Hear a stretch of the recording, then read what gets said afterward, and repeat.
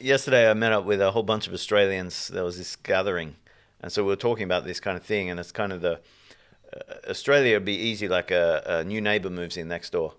You'd invite him over, say, "Oh man, we're about to grill something on the barbecue." Like classic situation. Come over, just come over.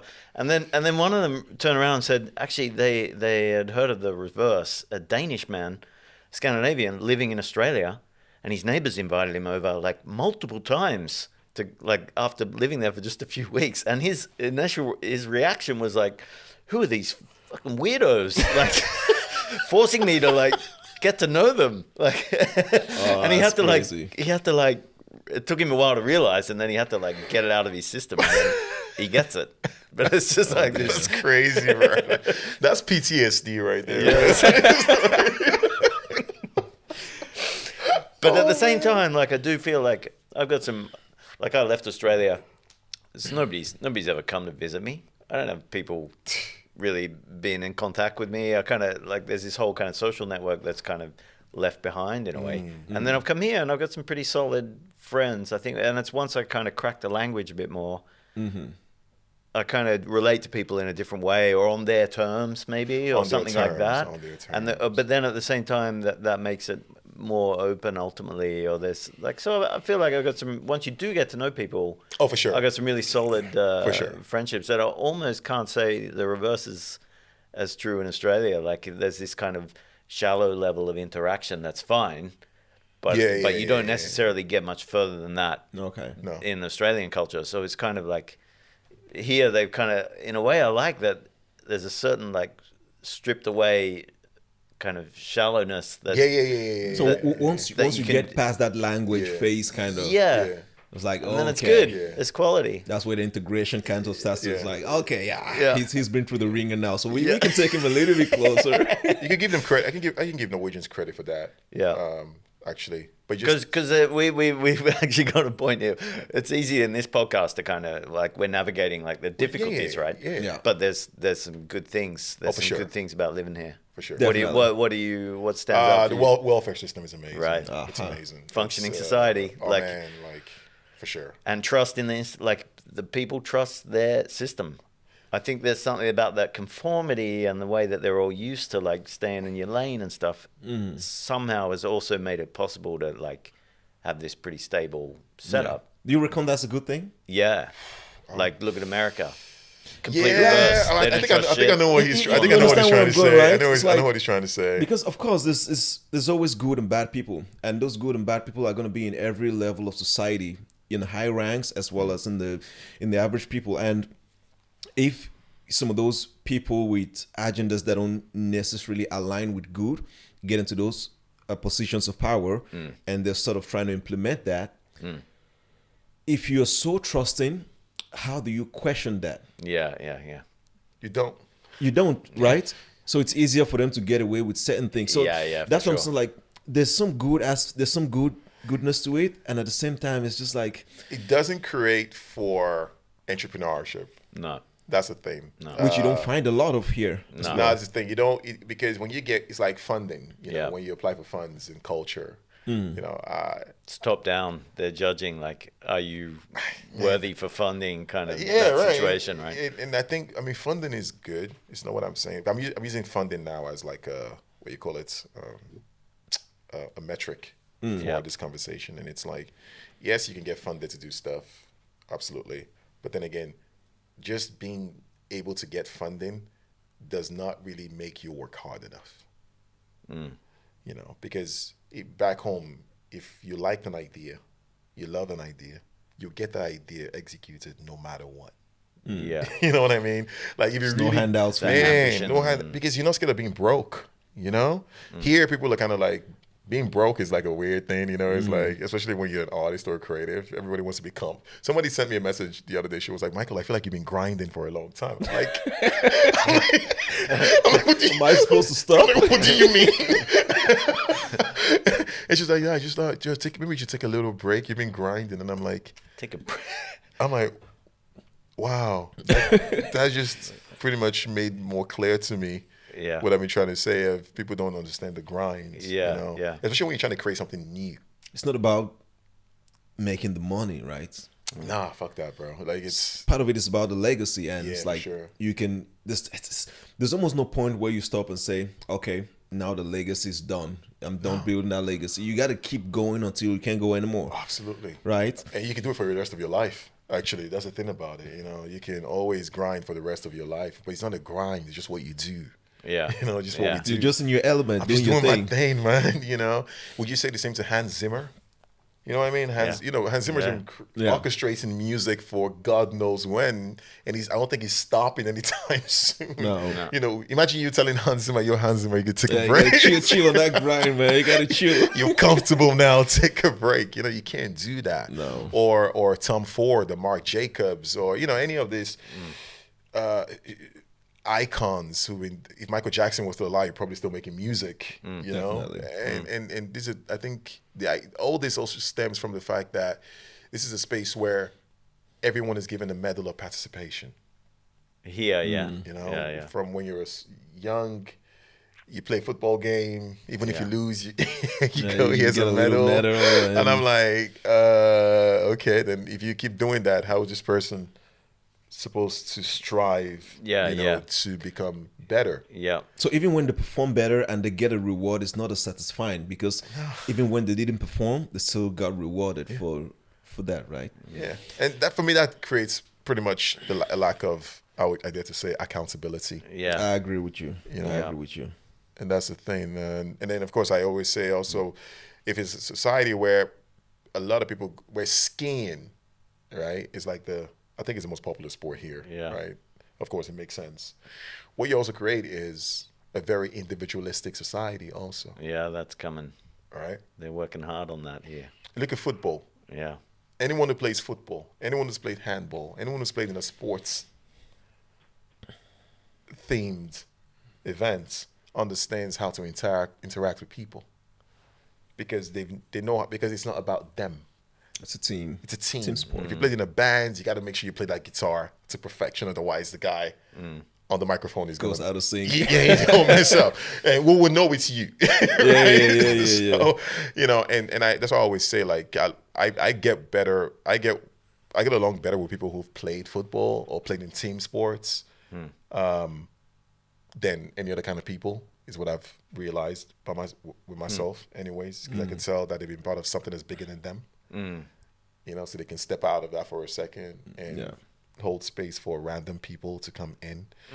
And so I'm just trying to navigate with you guys on finding your way, episode 2. Man, yeah, I mean, this it's been really fun. How much time have we been running, Daniel? Exactly at the 1 hour mark in 10 seconds. Okay, I don't want to stop, man. Let's keep going. I'm here. Because typically our episodes run like 30 minutes to 45. You found an interesting guest. The very first Three-way one. conversation. I like it. Yeah. It's more. So I guess, Paul, maybe we have to make some adjustments. Like that 35-minute mark is a little bit too short. We got 2 episodes going on here. It's fine. Part 1, part 2. Yeah. You want to talk about relationships? Let's go. I spend a lot of time by myself. Remember that. But here's maybe a thing that you guys have. You're married with a Norwegian. Are you with a Norwegian? Not anymore. Not anymore. But you got that connection. Like, I met some people yesterday who came here for work, but neither of them Norwegian. They got kids. So they know, in that sense, they're here for a little while, and then they're gonna move on. Like, they've been here for 15 years. They thought they'd be here for 5. They're here for 15. Okay. But so they're still kind of like here, established. But it's different as soon as, like, you got kids with cultural and family connections here. Yeah.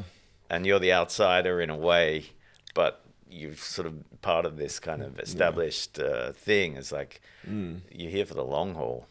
You want to say something, Michael? I want to be careful here also, because the mother of my kid, I don't want to expose her like that too much in this conversation. She's a great woman. She's a lawyer, so I don't want to get into those conversations. I would lose every time. But I can speak on a general. And so when you're editing this, just let's take this from the general perspective. I just want to say that. We're probably not going to edit it, so. Yeah, cool. Because I don't want to. It will not be fair for me to speak on someone else in their absence. And when I say editing, it's like Daniel is doing a live cut right now. Cool, perfect. So it's just, nice. Okay, cool. It just goes. So if we're gonna talk like relationships, like from if you want to take it from here, like I always I always make these observations on my own. I think when people see me in the city, they're probably thinking, who the hell is this guy? Because I rarely ever talk to anybody, you know.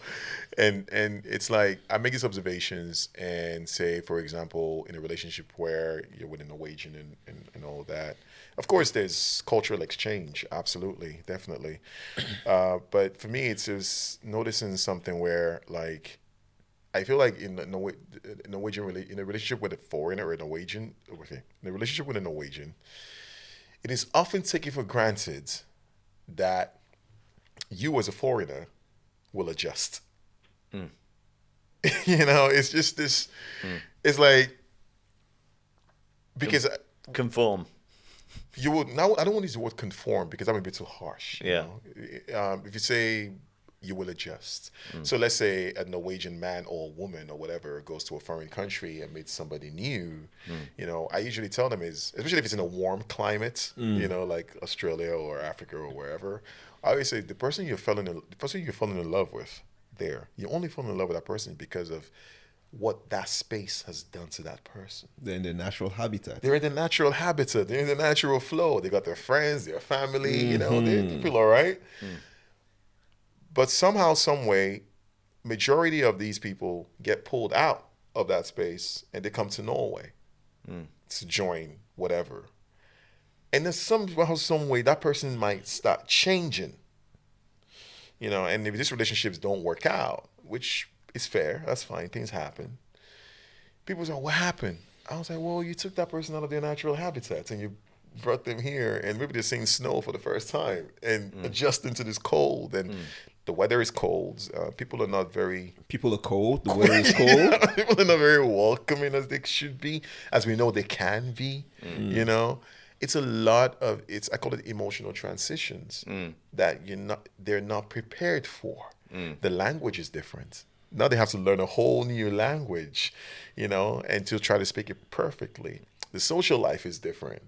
People only get along on Fridays and Saturdays, you know, and that's where these problems start to arise, and then everyone starts acting like, oh, well, what went wrong? I'm like, what do you think went wrong? Nothing went wrong. It's just change. It's just the changes. They're not prepared for it. And another thing is when you look at like people who live in the remote parts, you know, like where they're predominantly white spaces, you know, I would always say to them also, be careful with that also, because you're bringing a person into a space that the people who live there They're not used to that, you know? They're not used to that. And you didn't expect them to be okay, you know? So if a person from Africa, for example, goes into a space, or even Australia for that matter, goes into a space where it's just predominantly white people with a different culture, do you know the psychological repercussions of such things? It's ridiculous, because now you become the object of study. So let's say I get to meet your grandmother, who's probably never seen anybody from Africa before, you know, or never, any country, or any, for that matter. It becomes, oh, so who's, you know, and that person is like, okay, do I have to answer these questions, you know? Yeah, but I think in a sense, just a little bit pushback to that. I think in a sense, you could also appreciate that that they are trying. It's coming from a place of curiosity. Absolutely. And they are trying to learn. Like, oh, for sure. Some people just don't give a damn. For the record, I didn't have that problem. Okay. At all. The mother of my kid, her family was, you know, it wasn't any of that. And I'm just speaking in general, yeah, of course, what of can course, happen. Of course, know? Yeah. So for me, I see it as like, sometimes it could be nice, especially if some of the questions that they ask are structured in a certain way, from a standpoint of curiosity and trying to learn about the culture and you as a person, where you're from. Oh, for sure. As opposed to, because sometimes some questions can, like you said, have those microaggressions, and when you give answers that they're not ready for, they ask the same questions like, you didn't give me the answer I want. Like, can you give me the answer I want? You know what I'm saying? So from that standpoint, I could understand how people could see it in a different way. But if it just comes from a pure curiosity and inquisitive, part, then I can like, I don't mind sharing part of my culture and life from my country for sure. with you know? Well, definitely. So definitely. yeah. I think, but for the most of you also get homesick. And that's something Are you still homesick? Oh my God, are you kidding me? Like, when was the last time you went home? Oh shit, about 6 years ago. Oh damn! Yeah, so you miss all the eba and the fufu. Oh my God! Man, like I was speaking to my cousin the other day, and I told her, I said, I will give my right finger for a proper, one of those meals. Right? Yeah, like, it's like a home a meal. lot of people from countries that don't have a very strong food culture don't understand this. Oh my God! It's like food sounds like it's a love people language, don't understand man. what you would give up just to have a proper food from home. I'm not kidding. I'll give it my pinky just to do that. I'm not even kidding you. I'm actually dead serious. Tell me about it. It's like even if you make, like, sometimes I make food from it's not the same. Cameroon here, It's not but it's not the same. It's just like it's like some meals just have to be cooked on a 3-stone fireside.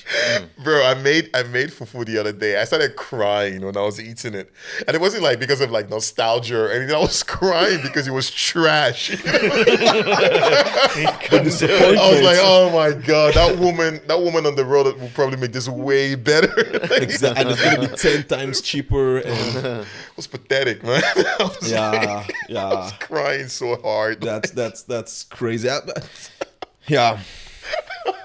I can relate, because sometimes I get the meal. It's like, I remember that meal I ate 3 years ago back home, and this is nothing like it.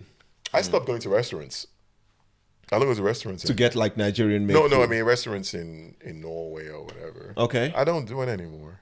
I feel like just know what I want, man. I know what I'm not giving you what you want. So it's just I'm like, don't give me no 5-course 3-meal steak, and I'm like, no, I'm good. You just need your 1-course perfectly rounded goosey soup. Yeah, man. Or Luckily for me, soup. I got this friend. She's really good at cooking that, so she actually takes care of me like that. Actually, Okay. Yeah. So every once in a while, I'm just saying, hey man, she you gotta hits look me up up. her brother, right? We can introduce Paul into that Yeah, kind man, of cuisine as well. Paul, you gonna love this, Yeah, man. No, she calls me up every now and then, and she's like, "Hey, Michael, what are you doing?" Nothing. Oh, I just made jollof rice. Yeah. Right. Yeah. Hey, so Cameroon. So we have this God, ongoing. here you go, this guy. I just had to bring. I knew it. You brought it up. I got to As soon take on as the I said mantle. it- As soon as I said it, I knew. So it was we got this thing going on between a couple of countries in neighboring countries in Africa. So I think it's 4 countries though. okay, It's Senegal, Ghana, Nigeria, and Cameroon. okay. Yes, The thing is, jollof. So Okay. it's like rice made in a certain way. Yeah, Right. yeah. And there's a lot of similarities in the way the people make it in those different countries. yeah. But there's always this battle. It's like the battle Who of the has the jollof. best Who jollof? has the best? Yeah, and okay. nobody Yeah.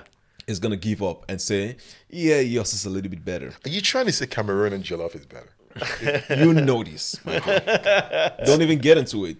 You know this. like- I was like- trying to give you a chance to be honest and just like, it's diabolical, man. You can't even. okay. So in your opinion, which In of my them is opinion, better? who has the best jollof is Senegal. Oh. Senegal. Oh. To be absolutely honest. Okay. That's actually You- interesting, you and got I'm an gonna give you objective credit for viewpoint. that because a lot No, of the but they people from started those it. countries sort of always stick with theirs. Like me, I was like, of course. I know, it's no Senegal has the best jollof because even the name Oh, it's is Senegalese originally. Senegalese. Jollof is a Senegalese name. Okay. Interesting. You didn't even know that. He said, "You're welcome, bro. I got you." Hey man, don't do me dirty like that. That was the only card I could pull out right there just to crush your perspective on jollof. It's Senegalese. Interesting. Man. I didn't actually know the jollof name is Senegalese, but because in Cameroon we just call it riz Senegalese. There you But go. in translation is like Senegalese rice, the same way you can say Cameroonian rice or Nigerian rice.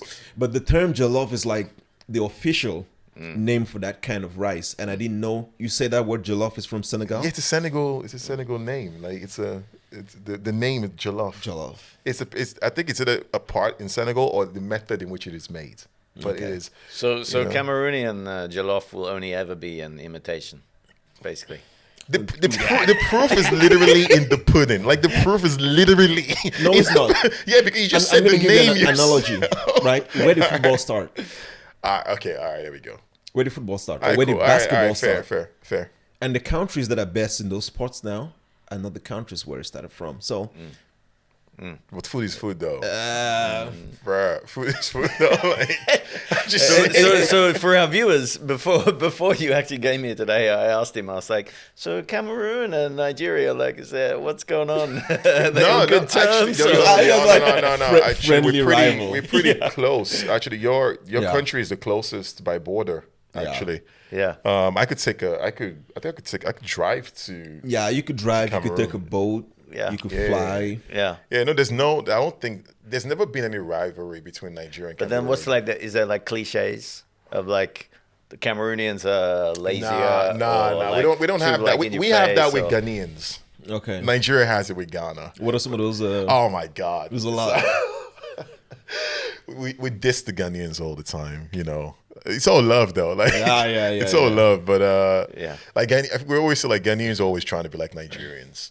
You know, so every time I meet a Ghanaian guy and he asks me where you're from, it's in Nigeria. They'll be like, oh. I'm like, yeah. It's like, Here we go again. yeah. Especially if there's like a girl in the mix. You know, it's Right, always right, like that rivalry kind of kicks in right away. Right, and right. I'm like, I'm not even competing with any of these guys. But these are all the things that like you kind of. These are like the things that you lose in a way when you move to Yeah, like a for totally different part of the sure, world, for right? sure. They're like identifying things or things you used So to. you don't try to compete anymore. Like you try to find common ground. It's like, Yeah, okay, yeah. bro, enough with the competition. Now it's like we Yeah. already have enough competition to face on a day to Yeah. day. So it's like, let's just call it a truce. And then Yeah. Man, put it this way, I didn't know I was African when I lived in Nigeria. Yeah. yeah. I didn't feel know what I mean? particularly Australian. Right. Like I didn't really think about it. And then suddenly it's like, yeah, man, you African. It's like, Yeah. oh shit. What is that? Yeah. What is that? What does that mean? I swear I didn't know I was African. Of course I am African, but I didn't use the term Yeah. No. African, you know, when I was there. But but coming here now kind of made me aware. Huh. That's where you realize that these words are just terminologies that are made up to Yeah. distinguish or separate us, you know? Because when I'm back home, I didn't identify as an African. I was Nigerian. Even then, I didn't even say Nigerian, actually. I Yeah. used my ethnic, Yeah, exactly right. I'm Igbo. That's what I would say. Where you from? I'm Igbo. That's what I would say. Not, I'm Nigerian. Because obviously you're Nigerian since you lived there. Yeah. You know? You see yourself going back? Oh, 100%. Yeah. 100%. Home is home. Yeah. Bro, like it's not even because not even a question. Listen, Home is home, man. I think I realized that the laws here or the bylaws like Jante Law and all, you know, they're not made for me. Yeah. You know, they're made for me to adjust to, and I'm always adjusting. Yeah. And sometimes you get tired of adjusting. Yeah, You know what I ultimately mean? you're like, So it's like, why? But do you think, like, because this is the thing, I go back to Sydney where I grew up, I don't really recognize the city anymore. Like, the city's changed, definitely, right? So sometimes I think, like, if I was to go back, I don't particularly want to go back to the city. No. When you because say it's it's so changed, expensive. do you mean from a cultural standpoint or infrastructure or Identity, maybe. Yeah, identity? like it's a new generation, you know, Yeah. like there's Yeah. other things happening, and I'm no longer like in my 20s where you're like part of the That's defining gonna, generation. That's gonna happen like, irrespective of where Right? you are, right? Like So you're the gonna go Norway back- you knew 20 years ago that you came into, right? suddenly a new generation now, and you're just like, the hell is happening here? Yeah, but you're established and you're living here already, so it's like you can just continue. But if you suddenly go back, it's sort of like It's a what culture are you going shock. back to, You, right? you missed a little bit of that transition, so it's like new. But Is that's it- the reason why when I go back home, I want to go back to Nigeria, but I don't want to live there. Yeah, okay. The planet. That's what I was. Right. That's what I was thinking when go So back. I'd rather go thinking like, to Rwanda Okay. you know, which is another country. Yeah. Because then I can be like, oh, okay, it's a new place. So Yeah. the mindset is kind of Right. different going in there. So now I have to adjust to this place, you know. Okay. But going back to Nigeria, like you're going back to Australia, I understand what you mean. That Yeah. cultural shock Yeah. and that identity crisis that might kick in because you've lived, Somewhere else and adjusted already to something else. you know, It's like, yeah. and you go back to then the things that were there before are no longer there. You know, Yeah. your friends are older, they have it. kids, people have moved on. So that adjustment thing, like once you leave, you kind of you got to deal with that either way, like wherever you end up to an yeah, extent, definitely. right? But then Yeah. again, there's enough days to make up for, you know, when it comes to eating. You know, like that's why for me going back home, food is the main priority. Oh man, Like, I was home back in January. oh man, that's close. So December, I spent the Christmas with my family. I can back smell in it. Cameroon, bro. yeah, I can smell it. That's the crazy thing. I can actually smell it. It's actually funny because I was disappointed when I came back Oh, okay. because before going, I was like, "Look, bro, when I come back, all the people here that know me are not gonna recognize me Okay. because I'm gonna put on so much weight from eating." Nah, You know what I'm saying? know what you I was mean, like, man. as soon as I land, I'm gonna eat and eat and eat and eat, and on the way back, I'm still eating. You know, so I promise this to everybody, and then suddenly you get home, you eat the first. This is so good, and you eat, and then suddenly it's like, oh shit, I didn't feel like I ate enough. And then suddenly you came back like, oh boy, Gotta go I back. wasted some of that time. It's like, I didn't eat as much as I wanted to eat. gotta go back. You know, and I don't know if it's just the food or the eating culture. It's kind of very different. It's like when you eat, you cannot eat as many times as you eat here. No, I mean, I'm sure you guys probably the same as Nigeria. You have like a lot of like carbohydrates. You eat one meal and you're sort of good for the rest and of the the weather day. is Oh, pretty yeah. warm, right? Yeah. I And tend here- yeah, I tend to train a lot. I do a lot of like half marathons and run-ins, you know, and it's one of those. If you look at Kenyans, for example, how they run and really fast. If you're what they eat, also, it's very high carbs actually, based foods. But the weather is so warm, you know, that the decomposition of the carbs takes quite a while. So you find yourself being very like drowsy, just like chilling. So you don't want to eat as much as you can. When people eat, like when they eat the eat, Oh, you know, like people eat mountains. and you're right. I know what you mean when you say. I saw it. I saw it when you said when it. you put like rice, it's like this, literally a mountain. You know, it's like I always say this to my wife. Like when I go into a party, right? It's like you see foods like people take small stuff. It's like, do you know I can eat all the food in this Easy. party easy Alone. alone? It's like I can eat this for dinner. It's like, and people like, it's like I go to the table, you have a buffet. It's like you see rice and this and that's. Like, wait, is that for everybody? Is it just for me? Because I can just put, and it's like there's people who would eat all of that. Yeah. And plus, you don't also forget the fact that you've lived here for long enough before going back home, right? That here we don't eat mountains, right? I still do sometimes. Huh? No, you don't. No, you don't eat mountains. Not the same. Okay, Come on, man. I eat hills now. Right, hills, valleys, maybe. because I'm trying to get away from the culture of eating. Yeah. You know, it's like I have a feeling like people spend a lot of time eating here. You know, they eat this small thing for breakfast, and then they eat a little bit more before lunch, and then they eat this small lunch, and then they eat this dinner, and then they eat supper. So it's like small meals. Whereas for me, it's like a lot of times I don't take breakfast. I do a brunch, Same. and my brunch is like a proper dinner style. It's like, you know this, Daniel. I get in here, I eat proper, and then again I eat my dinner, and then I'm kind of good, right? So that's why I still like when I still eat hills, not as much as I would eat in Cameroon, but the average Norwegian is like, okay, that's I've been on a vegetarian diet actually. I was vegan at some point, and then I just went to. And the irony is, when you think about African foods, it's actually vegan. a Yeah. lot of vegetables. Okay. Yeah. If not, no, we don't. The only time when you serve an African meal, the only reason it's not vegan is when you add the chicken or the meat. Yeah, yeah. Everything else is plant based. Every Every single thing you eat, your fufu, your rice, Mm-hmm. your everything is plant based, and it's coming from the source. This isn't like some supermarket, whatever. It's just like straight out the, and that's why most Africans can be fit when you see it. Because we eat actually clean. food. That's part of it. And Yeah. then just I always tell people, it's like a lot of people, we don't need gym subscriptions. No, we don't do that. It's like just your day-to-day life and the chores you do at home growing up, fetching water, splitting wood, Bro. walking to school. Because I remember growing up, you had to walk like 45 minutes to go to school on daily. And this was normal for like Easy. you, just like 7 years old. Your boys are walking. like- It's a Yeah. Just one way to school, you got to walk like 45 minutes, and then and this was normal. It's like I never made anything of it, and then suddenly you come here, it's like, okay, you can't even leave like a 10-year-old kid to walk like 15 minutes to school here. So it's like a whole we do different. that. We I push, do it, though. We break it. I Yeah, do it. but My no, kid when you is- say it, I never thought of it out. A but 10-year-old or Yeah, my even kid- 7-year-old. Yeah. My kid started walking to school when she was 8. I made her do it. as soon as possible. Yeah. Like, you got to do it. yeah. But she has a bicycle, of course. But Yeah. I'm like, she can walk, and Yeah.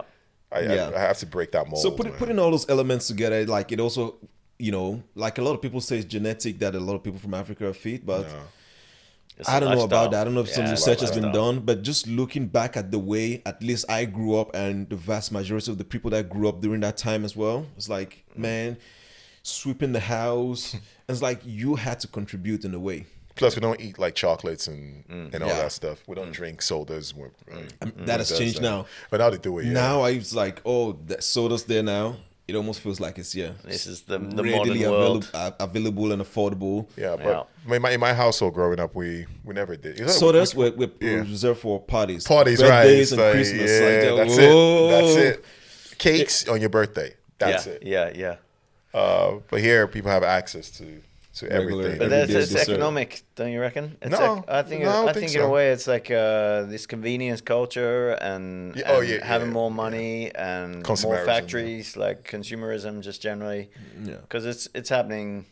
It's happening in Asian countries as you see them rise up. Like, But it's- you're right, because I was home like I said just not so long ago, a couple of months, and there's a big change. Like there's a lot of coming. sodas being consumed now. Like I got photos from childhood. When I look at them, I smile because we had tables like this, right? You had some popcorn, peanuts, and snacks. Like we had the chin chin as well. Yeah, chin chin. You got Oh chin chin. yeah, we got that. I haven't That's heard. awesome. I haven't heard that. I haven't had chin chin in 20 years. Hey, Like, man. it's the first time.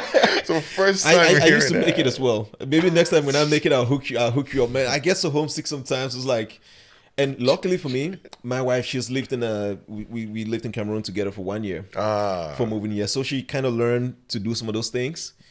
And so it's like, hey babe, now we got to do chin chin. So it's like, okay, I got you. Damn, that's crazy. So, but yeah, No, but looking back, it's these are I think all these conversations we're having right now is just going back in time, and it's not I'm trying to keep you, because for you it's probably, oh man, what are you talking about? And I get it, but it's part of the things that make you, and I'm glad we can talk about it also because it puts the Jante Law also in focus, because for me as a foreigner, when I'm speaking the way I speak, I'm speaking because this is how we speak. yeah. You know what I mean? that is what you know. This is how we know.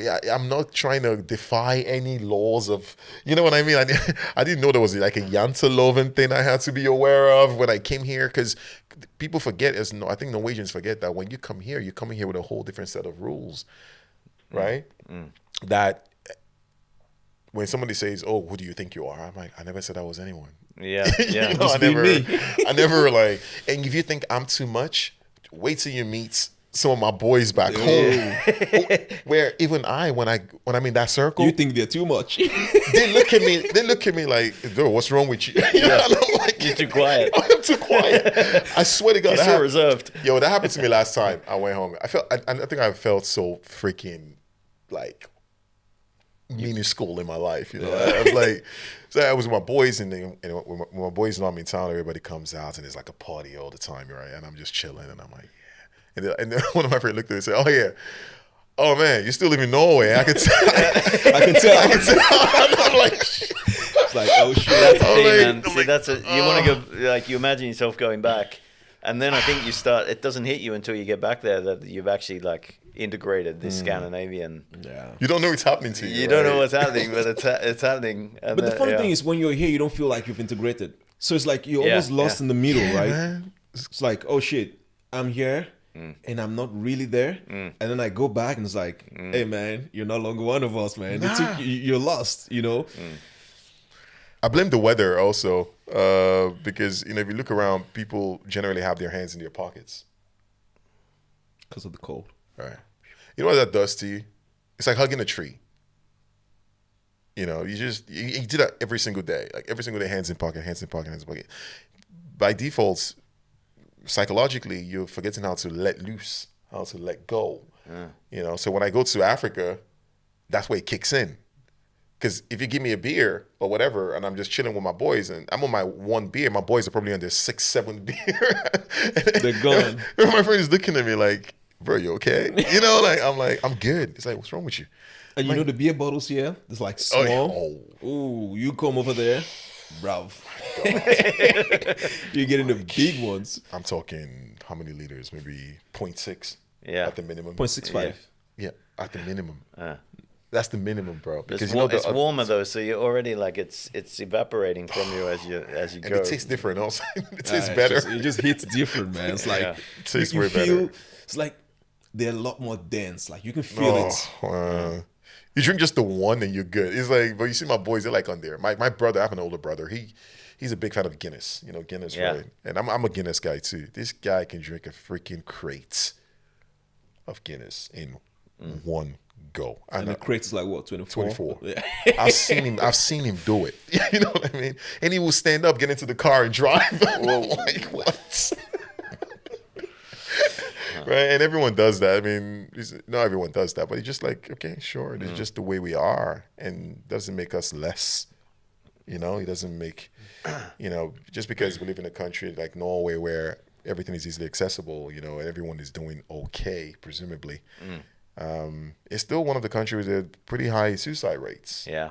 Which is kind of like, Yeah. okay, how How do you balance that out? Yeah. how do do you you make sense of it? How do you explain that? And that's Yeah. just because I feel like people are emotionally constipated. They're not given a chance to speak. Go to Brahmadai? Yeah.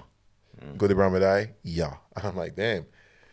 You're always good. How's that possible? Like seriously, even if somebody just died, go to Brahmadai, yeah. And I'm like, okay, sure, you don't want to talk about it, maybe, or you break up with someone, go to Brahmadai, yeah. And I'm like, fam, Yeah, I mean, like that's the reason why I want to have spaces like this, right? So people can get the kind of perspective that you have and kind of understands like it's normal to be down on some days. Give me a And number. Talk about it if you want to talk about it. Yeah. Yeah. give me a number. Yeah.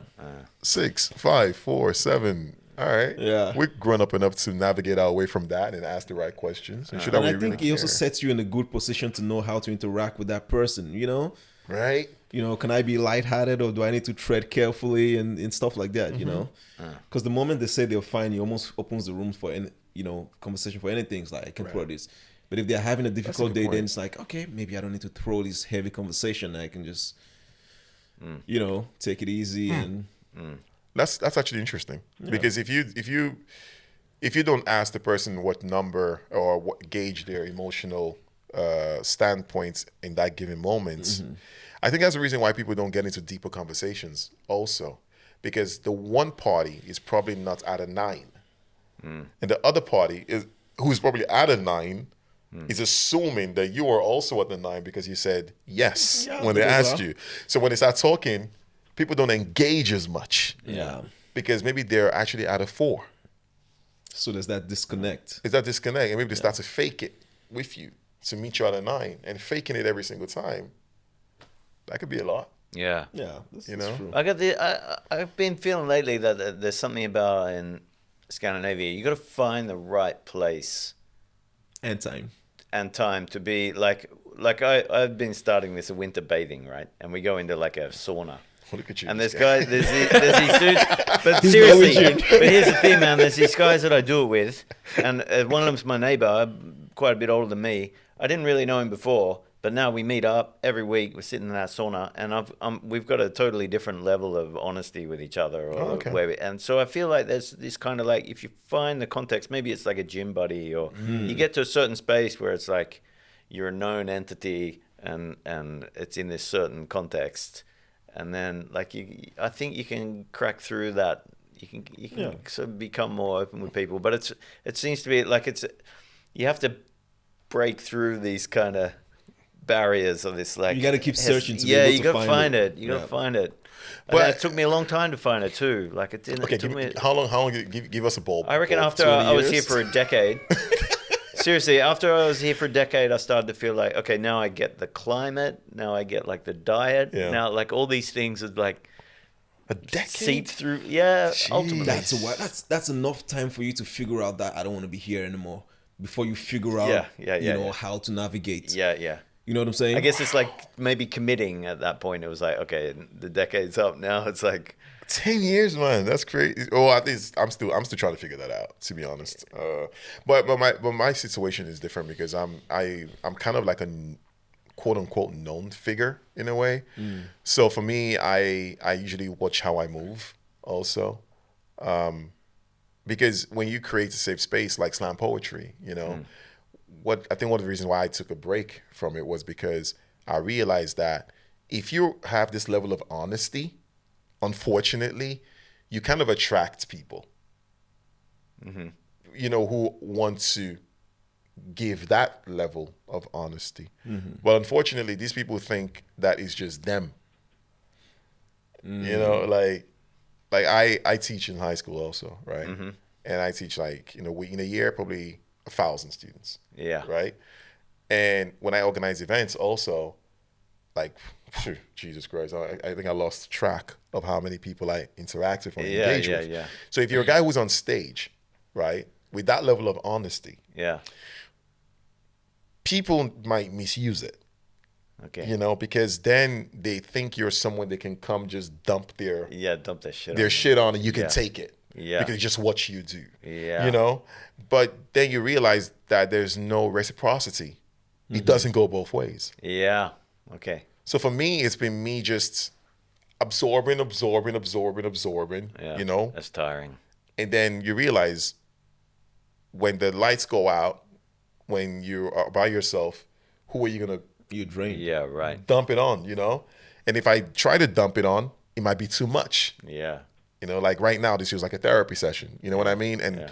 we can go on and just say these things we're saying. Yeah, I mean, just hold on for a second. I gotta write this bill. How many hours have we been going? So I gotta send you an invoice. Shows your qualifications, man. Just send it to me and I'll send one right back.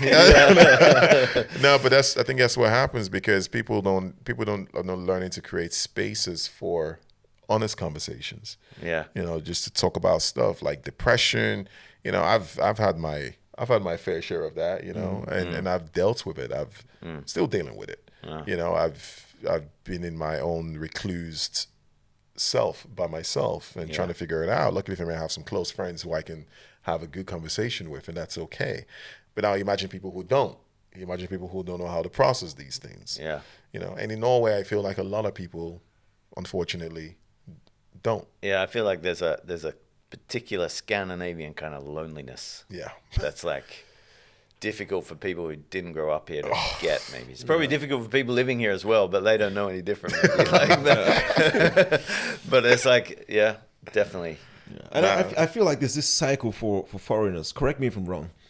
It's almost like maybe your first year or so, the first couple of months, there's this excitement and happiness of being here. And then after a while, you kind of go into that state where there's a lot more depression and you're just like everything and anything upsets you about the whole culture and the country.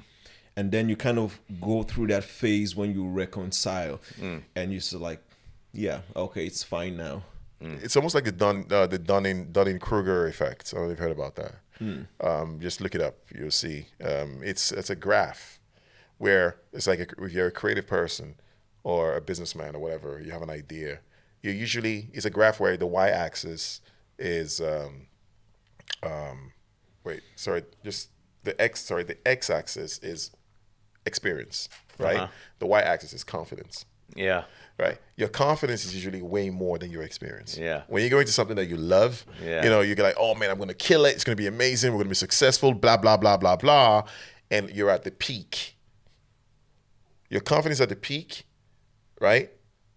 In relation to your experience. Yeah. But that peak only lasts for a bit, and then your disappointment kicks in. It's like, poof, Yeah. then you go down. It's like, oh, shit, damn. it didn't work the way I thought it was going to work. Yeah. And then that's where you have that valley of despair, is what it's called. And you're there for a bit in the valley of despair. But in the valley of despair is actually where you begin to learn Build character. Yeah. the shape, like, oh, okay. You know, and then comes the slope of success.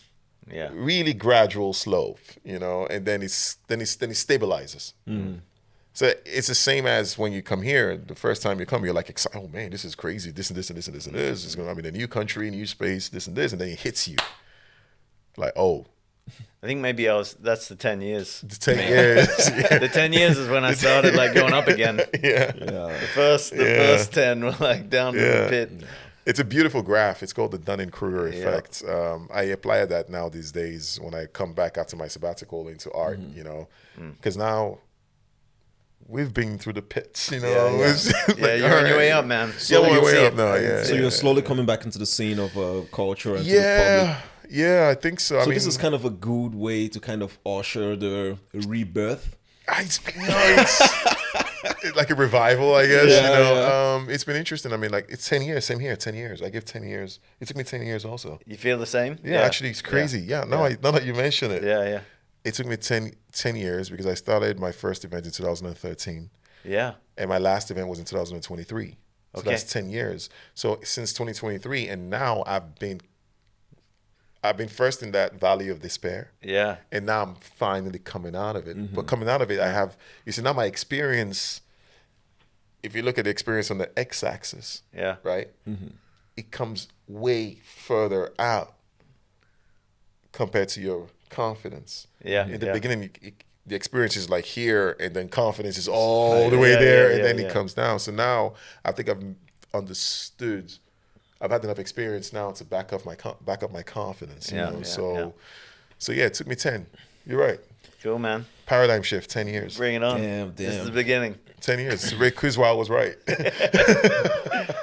So here we are. Yeah. 10 years.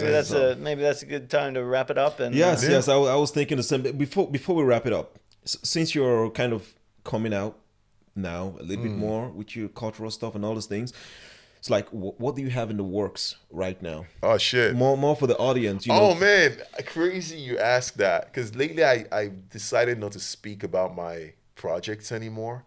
I used to do that before because I was so excited. You know, I think I was where disappointment would kick in. You know, because you forget that. Here's the thing: you forget that you live in a space where people don't really get excited for stuff. Because art is not something they teach you at school. Art is not something you can make money of. You know, this is a very pragmatic space where go become a lawyer, doctor, engineer, have a defining career, you know? There's a workflow to that. Right. So you can buy an apartment at some point, you can own a house at some point, you can have a family, maybe buy a boat or a cottage if you can make it like that. That's the idea And of then you stop stability. grinding. It's Then like- right. And then you wait till your pension.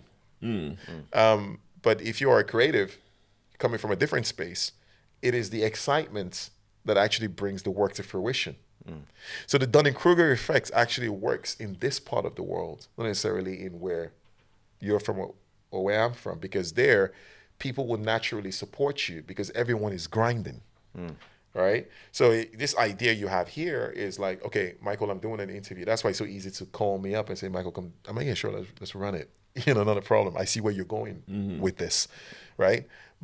So I can be excited for you. Yeah. And me being excited for you, it gives you some confidence also. You know, like okay, right. Somebody who can Feeds up relate each to other. this Yeah, and- but for me, I never had that. You know, for me, it was just me doing my thing. Or in the beginning, I thought maybe people would be excited, and you realize nobody cares, man. You know, just keep doing your shit, but don't quit. Take a break, but don't quit, right? And then but now I've learned how to manage that excitement. So when people ask me what am I doing in the works these days, I'll be like, nah, I'm cooking, you know. I'm cooking. Why? Because I realize that the moment I mention an idea, I have subconsciously put a shelf life to it. Yeah. Not necessarily my shelf life, maybe the person I told. Because if it doesn't work out, that person looking and say, oh, so it didn't work out, you know? And I'm like, oh, shit. But if I don't tell you and it doesn't work out, how would you know? Yeah. Right? So that's something I'm learning and I've been really practicing. But I got some things, one particular thing I'm really excited about, and I can say it out loud, but I'm not going to give a time stamp to it. I've been working on my own fashion brand. Exciting. Actually. And it's different. It feels different because I'm actually have some partners now, but they all live in Oslo. Okay. I usually partner up with Oslo more That's these where days. things are Yeah, happening. it's just, you know, after living in Bergen for a while, you kind of know how the city moves. Yeah. You know, and some ideas you just realize are not suited. Yeah, they're not gonna happen here. The No. drive is different in the people, Yeah, right? it's not the same kick. You know, you need some people with certain kicks. You know, who are willing to risk it all, type thing, and not bullshit. You know, so and in Bergen, I learned people are not everybody. Don't get me wrong, not everybody. You know, but some ideas sound so far fetched, even though. To people like me or you, or it's like, it's just basic ideas. It's nothing, there's nothing crazy about this, you know. But here, they're so far fetched that people don't know how to respond to it, and that's fine. But for the sake of my own mental health, Yeah. To kind of safeguard it. yeah, I do that a lot these I days. get it. You know, so I'm more partner with Oslo Okay. for this one than anything else, and yeah. And do you have any social handles? I know you mentioned that you're not so much on there, but like even for the project that you're running now, is there any things like how can people get in touch? Yeah, I mean, I also make music actually, which is weird to think about. But I go by the name called Dorian's Grave, and people ask me what does Dorian's Grave mean. I don't think I've actually explained it well. For the first time, I will explain what it means. I'm a big fan of Oscar Wilde, right? And he wrote this interesting novel, a book called the Picture of Dorian Gray, right? And Dorian Gray is this character who wanted to live forever, and so he traded his soul for the devil, you know, type thing. He made a deal with the devil that he could live forever, but as he was living forever, there's a monster that's growing inside, right? So a portrait of him was painted, but that portrait was representing how he was inside, and he could live forever. So if you saw the portrait, it was like a freaking monster, but if you saw the person, he was a beautiful man, right? And I always say every single human being has a Dorian Gray inside of them. Yeah. You know, every one of us, we want to live forever. That's why we take selfies, right? Freezing time. And I sound like Kanye West there for a second. That was so weird. I had a Kanye West moment there. But unfortunately, something will happen to you in your life, a rude awakening, right? And when that happens, that's when your Dorian Gray will die. When you come to terms with that, it could be a breakup, it could be the loss of a loved one, it could be just some shit, you know, will hit. And then you have to come to terms with your own reality of what's happening. And that's where you find your Dorian's Grave. Okay. So that's why I came up with the name. Freaking. Okay. So can we find this on Spotify? Yeah. Just Dorian's Grave, one word. Okay. So we're gonna put links in the description or something so people can check it out. Shit, that's a whole different Man, conversation. look, for me, this has been too wild. yeah. This has been a really interesting and fun episode. We were supposed to. I think we've gone 3 times the length that we were gonna go. But look, man, I really appreciate you turning up and sharing your insights and just being here. Man. It's been an amazing conversation, of course, and I believe that the audience are also gonna enjoy it. Cheers, man. That was a good Oh, day. we try not to do it for the entertainment. We just, now I'm glad I can have these organic conversations. I'm not one to, what's the word, to do these performative conversations, or try to behave in a certain kind of way just because the camera is on me. No, I try to be myself all the time. I have nothing against Norway. That has to be said. That has to be said. If not, you wouldn't be here. Yeah, I mean, of course. No, maybe it goes without the saying, country right? has its perks. It's just that sometimes it's important to highlight some of these things on behalf of people who are not from here. Yeah. Or maybe on behalf of Norwegians who don't know. Yeah, exactly. Yeah. You're born into it. So how would you know? It's like man. it's like learning Norwegian, right? When you learn Norwegian, you probably know more about the grammatics than a Norwegian who was born because they just speak it by default. Yeah. Right? But when you learn it, you have to Learn the structure. Reprogram yourself. right. So it's the same thing as so living here and being born here is two different things. Sure. And I just try to pick on the perspective on those who are just living here and Yeah. trying to figure it out. Awesome. Cool, Paul, man. any final words? No, just appreciate it. It was a great conversation. I hope so. Yeah. Fantastic.